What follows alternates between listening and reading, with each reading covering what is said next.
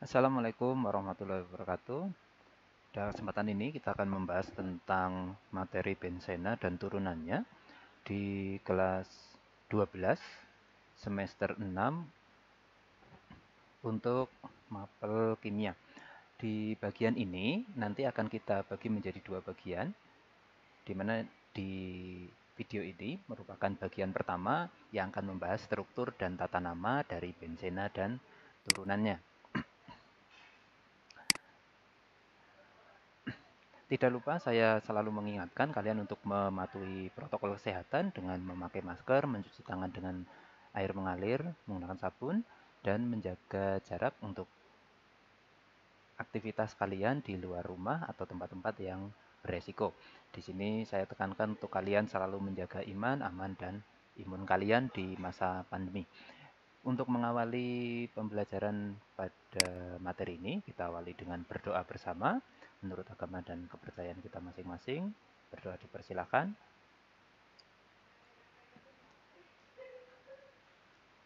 Selesai. Selanjutnya untuk kompetensi dasar yang akan kita pelajari yaitu kompetensi dasar 3.10 dan 4.10 tentang benzena dan turunannya, di mana di sini akan menganalisis struktur, tata nama, sifat, dan kegunaan serta menyajikan hasil penelusuran informasi beberapa turunan benzen yang berbahaya dan tidak berbahaya. Untuk gambaran materinya dari peta konsep ini kita akan melihat bahwa benzena dan turunannya dibagi menjadi 4 tema, yaitu struktur, tata nama, sifat, dan kegunaan. Seperti yang saya sampaikan di awal, ada bagian pertama di sini membahas tentang struktur dan tata nama.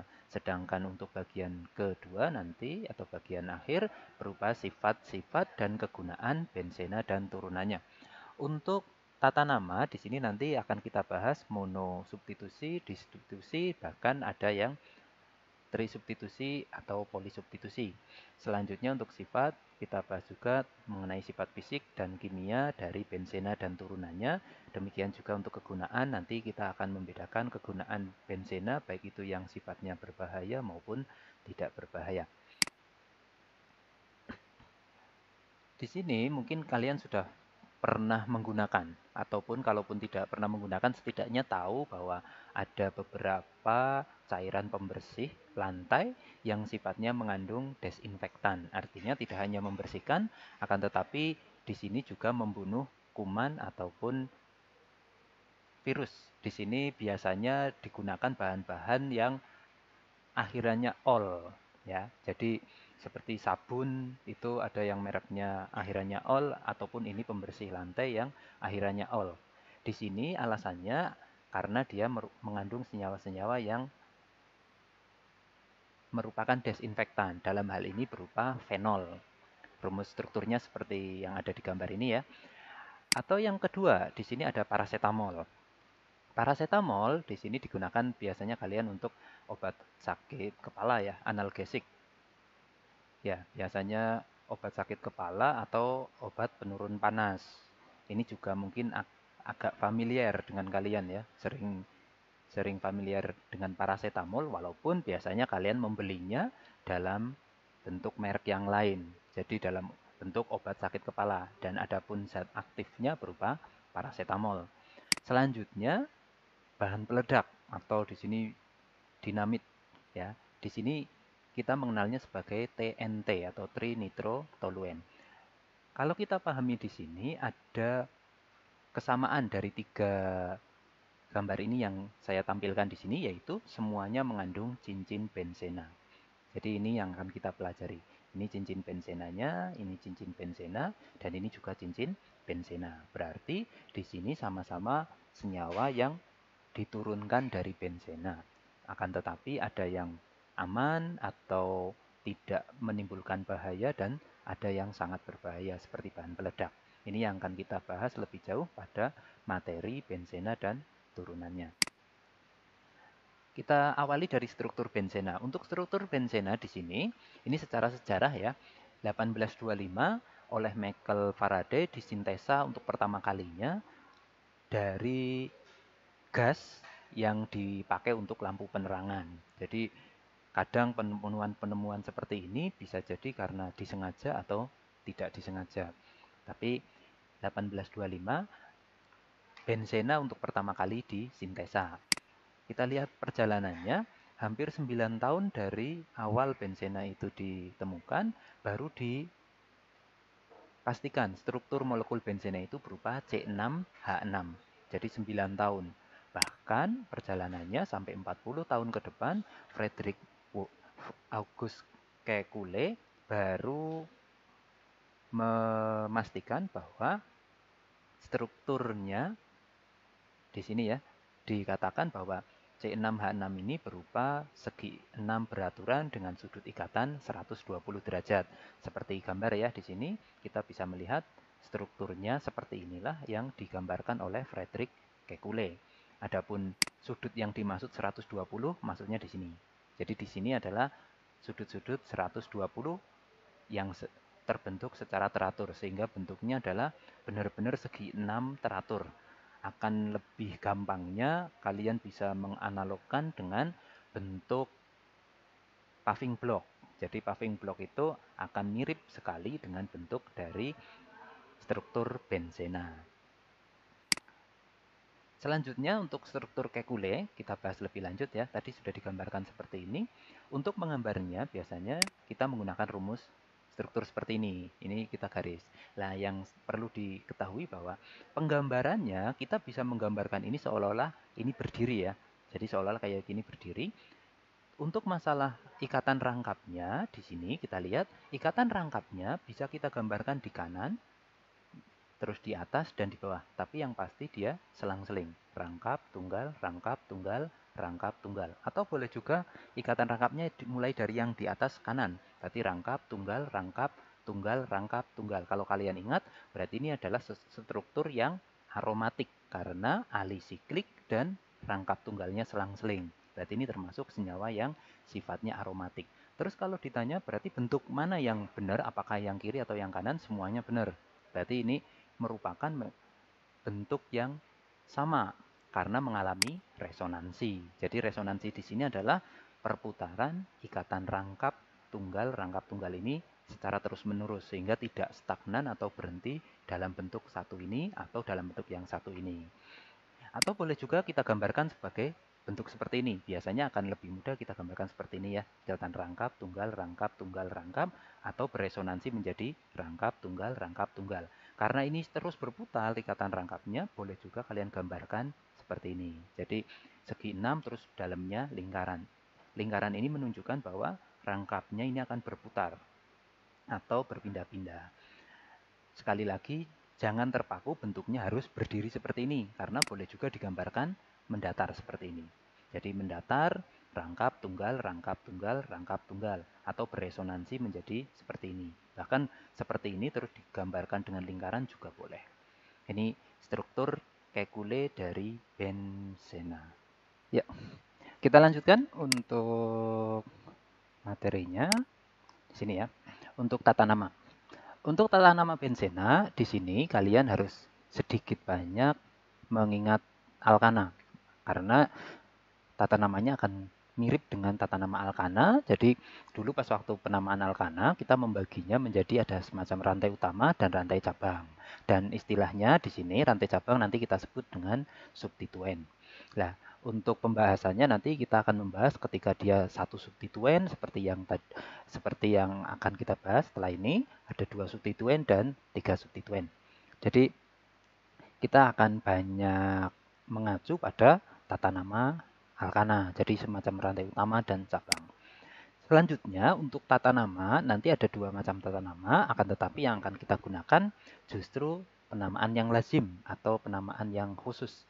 Untuk aturan IUPAC-nya atau menurut aturan internasionalnya, penamaannya dilakukan dengan memberikan nama sesuai gugus substituen diikuti kata benzena. Ini secara aturan internasional. Akan tetapi untuk penggunaan secara lazim atau umum justru kita menggunakan nama lazim atau nama khusus. Untuk nama lazim dan nama khusus di sini biasanya sudah semacam satu paket. Contoh misalkan kita bandingkan ya nama berdasarkan aturan IUPAC dan penamaan lazim. Contohnya seperti ini. Ini contoh untuk tata nama dengan satu substituen. Jadi di sini cincin benzena dengan satu substituen. Substituen yang ada di sini berupa NH2 atau gugus amin. Kalau kita menamakannya secara IUPAC, kita menyebutnya sebagai gugus substituen diikuti kata benzena. Berarti amina benzen. Ya, ini aturan IUPAC-nya. Gugus substituen diikuti kata benzen. Ya, amina benzen. Tapi di masyarakat atau secara umum atau secara lazim ini dikenal dengan nama anilin. Nah, di sini anilin adalah nama lazim atau nama khusus dari senyawa turunan benzena dengan substituen berupa NH2.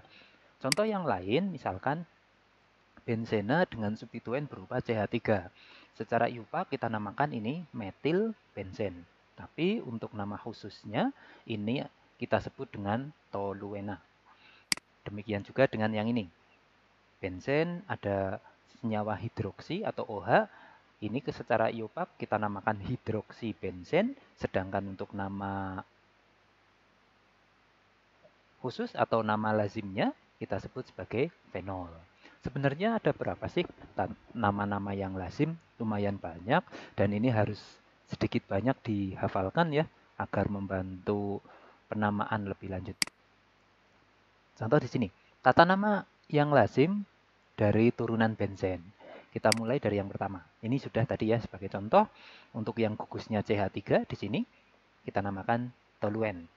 Selanjutnya, kalau untuk substituennya CH, ikatan rangkap CH2, ini kita namakan stirena.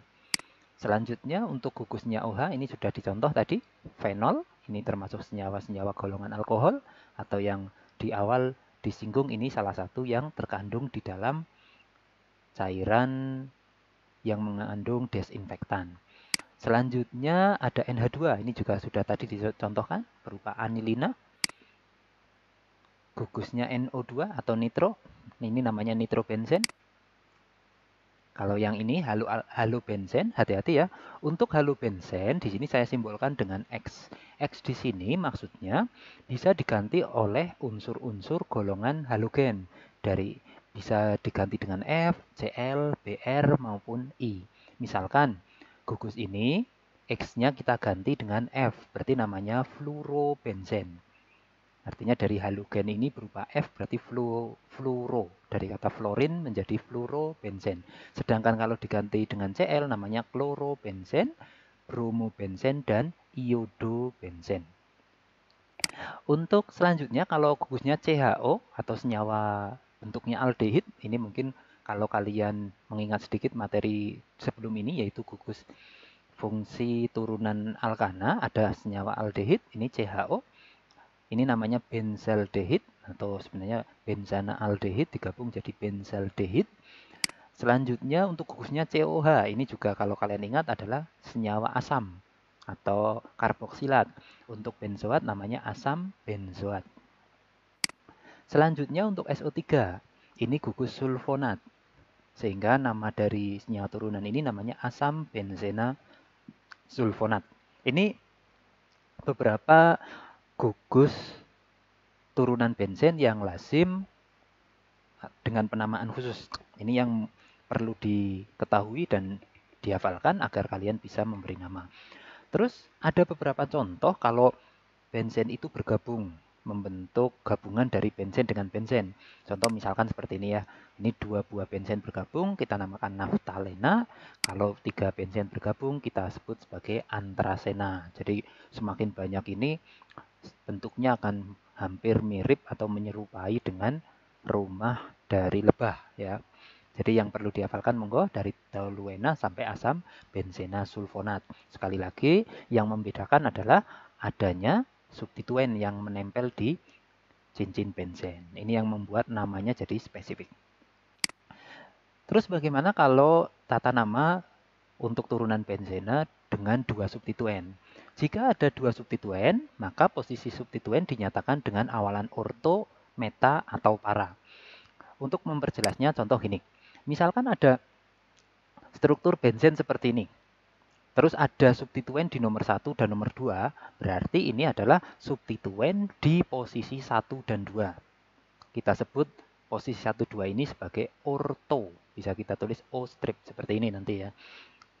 Tapi ingat, untuk penentuan nomor 1, 2 ini tidak terpaku pada sebelah atas ini harus nomor 1. Atau nomor 1 harus di atas, itu tidak. Tapi asal bersebelahan harus salah satu dianggap nomor 1. Contoh misalkan bentuknya seperti ini. Bentuk seperti ini pun, kalaupun di sini ada substituen, di sini ada substituen, salah satu harus dianggap nomor 1. Misalkan di sini nomor 1, berarti ini nomor 2. Jadi tidak terpaku harus di atas. Jadi ini juga nomor 1, 2. Lebih gampangnya posisi orto itu adalah posisi substituen yang berdekatan. Jadi ini berdekatan langsung tanpa ada jeda. Karena di sini tidak ada jeda, langsung ya berdekatan, ini otomatis orto. Kita bandingkan dengan posisi meta. Untuk posisi meta ini disebut posisi 1, 3.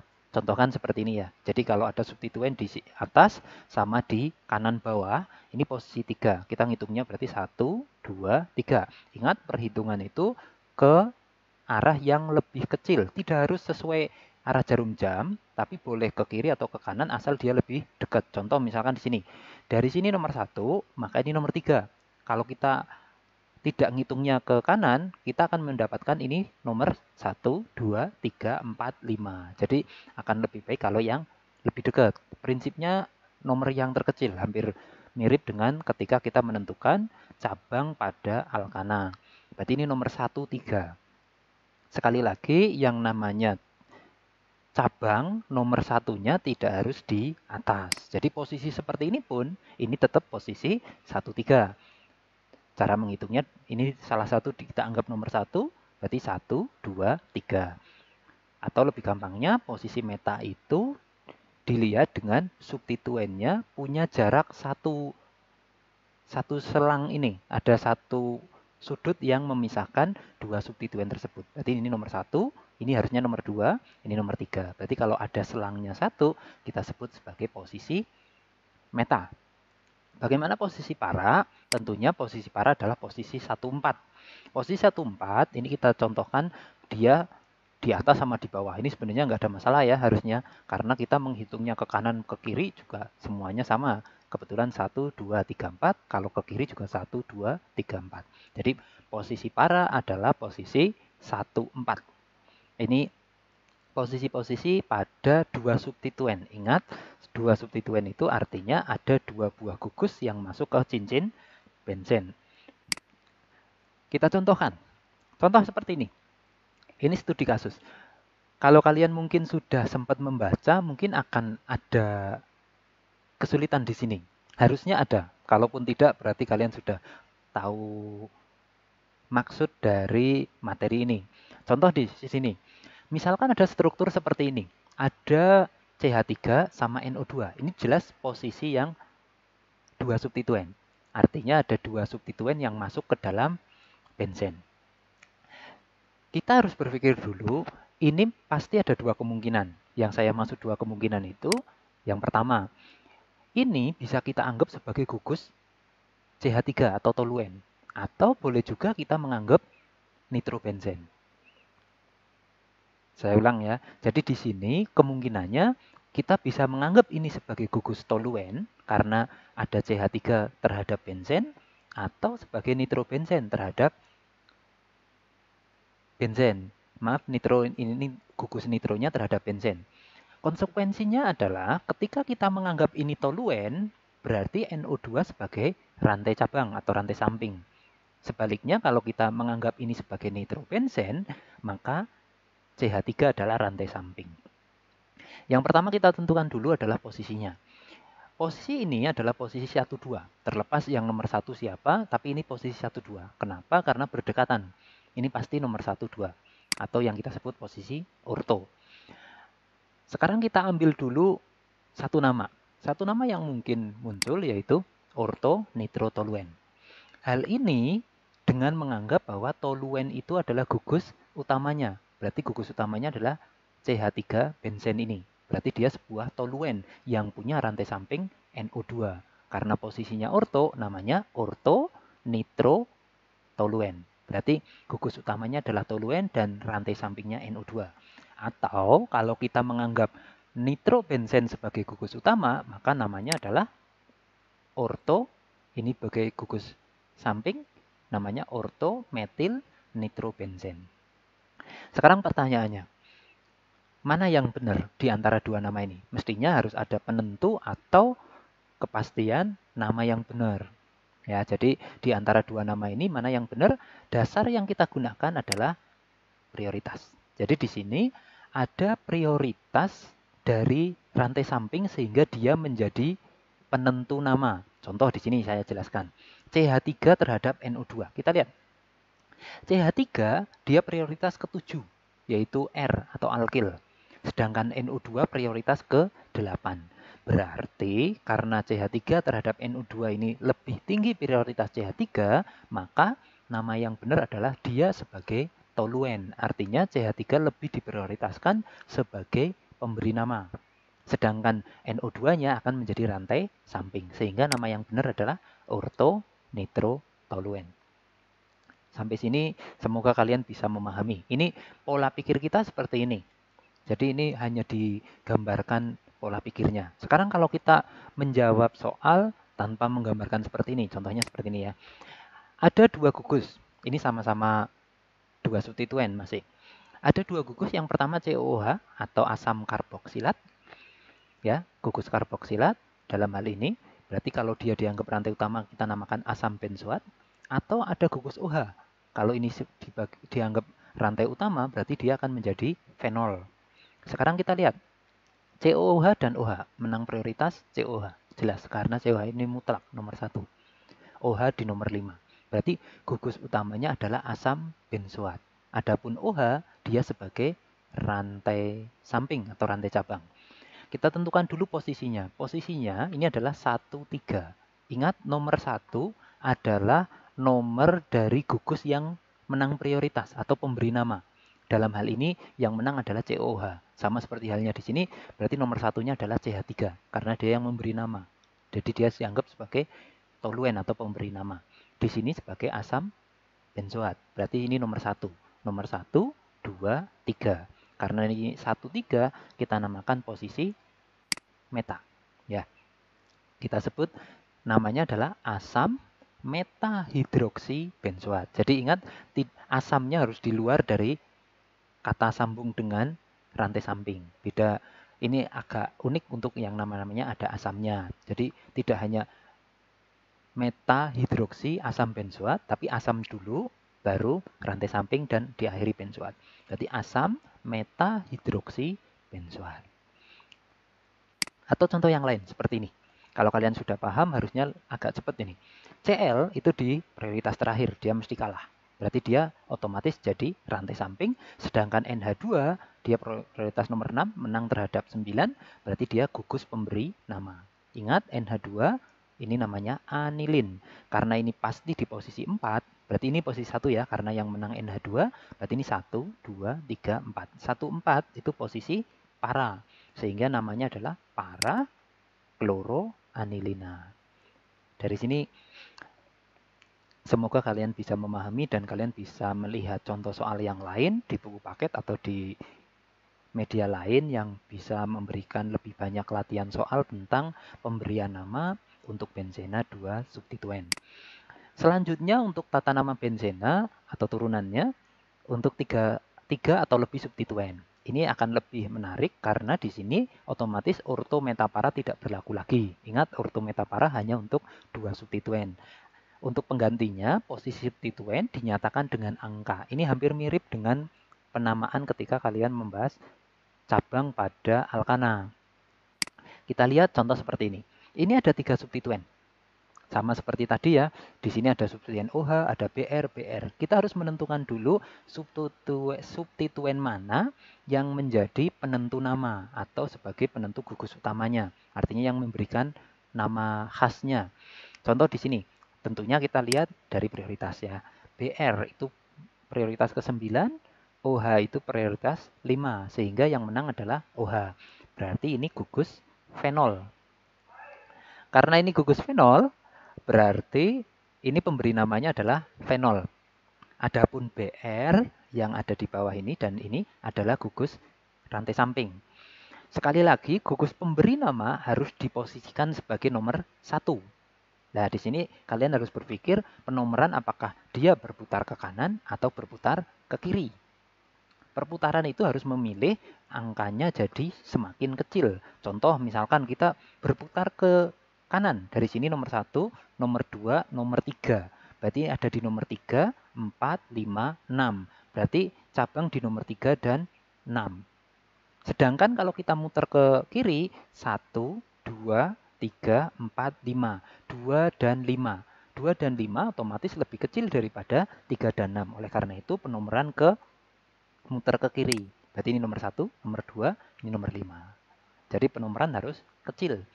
Setelah kita memberi nomor, kita tuliskan posisinya. Berarti di nomor 2 dan di nomor 5 ada bromo. Karena ada 2, kita cukup menuliskannya di bromo. Dengan cara 25 di bromo fenol.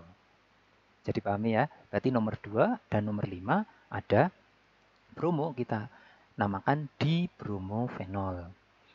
Atau kalau ini memang beda, ya kita namakan satu-satu. Karena ini sama, bisa kita singkat dengan awalan di, tri, dan sebagainya. Kita selanjutnya untuk contoh yang lain. Misalkan seperti ini. Ini juga sama, ada 3, bahkan ini 4 ya. 4 substituen, artinya 3 substituen atau lebih.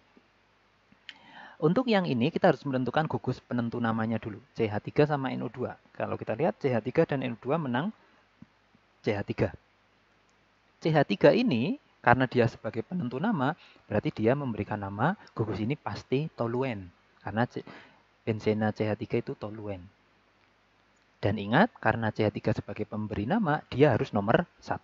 Pada kasus ini, kita putar ke kanan dan ke kiri akan sama aja. Karena 1, 2, 3, 4, 5, 6. Sama. Berarti ini nomor 1, 2, 4, 6. Pada kasus ini saya muter ke kanan.